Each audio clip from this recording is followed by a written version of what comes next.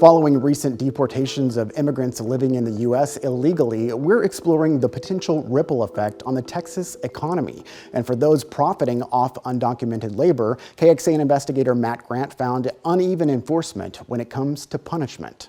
Normally, we take all the jobs we can. Yvonne and Mario say they came to Austin 25 years ago to escape violence, find work, and build a better life.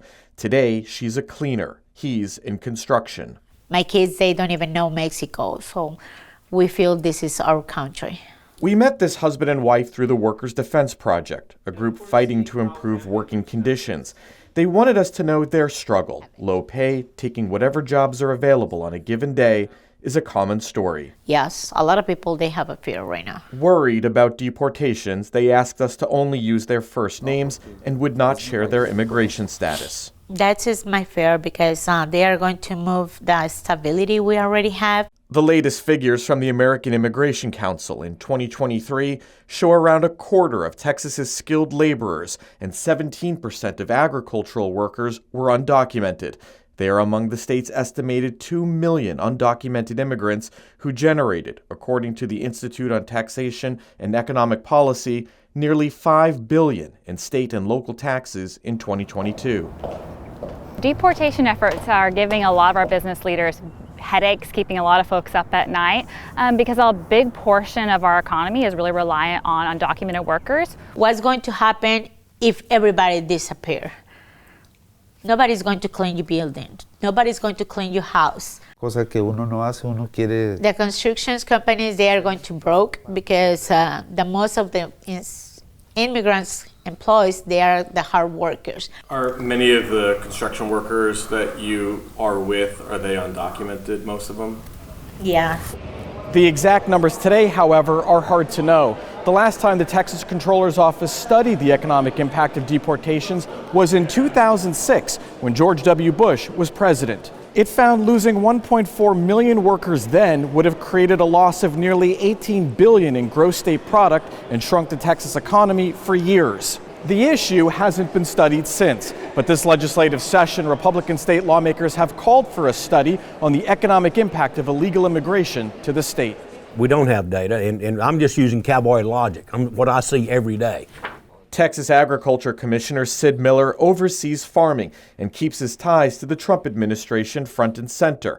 Like the president, he supports deportations. Do you think that the ongoing deportation efforts will have an impact on Texas's economy?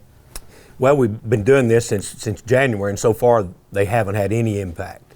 Right now, the main focus is getting rid of the bad guys. This eighth-generation Texas farmer and rancher says automation is also decreasing the need to hire immigrants when it comes to agriculture jobs. People still think of a farmer as bib overalls and a straw hat chewing on a piece of hay, but we're not that anymore. We're agriculture 3.0. We have cows that milk themselves by robotic milkers. We have autonomous tractors that drive themselves. We used to use a lot of illegal labor at one time. We don't do that so much anymore. Have you ever hired an illegal worker? I have, years and years ago, yes. What was the reasoning for it at the time? I couldn't get any help. We couldn't get any help to get the crop in. Later, Miller clarified, I never knowingly hired an illegal. That point, knowingly, is key to enforcing a federal law that makes it illegal to hire undocumented workers. And our review found employers who risk violating that law are rarely prosecuted.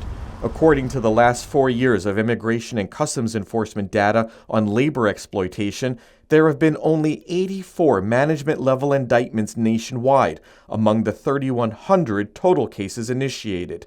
A decade ago, ICE told Congress its focus was employers committing egregious violations dealing with critical infrastructure. IDE?